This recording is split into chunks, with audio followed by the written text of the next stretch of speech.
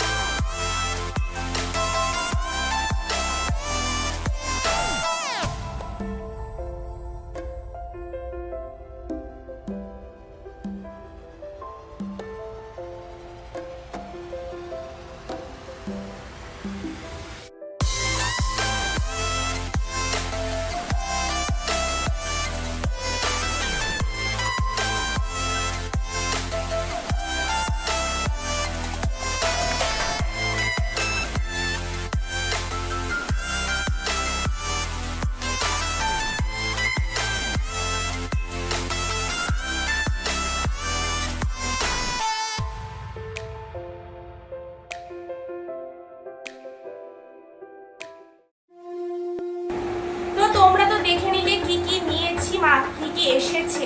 তো চলো এই শাড়ি আর জুয়েলারিগুলো তোমাদের সাথে একবার স্টাইলিং করে দেখানো যাক।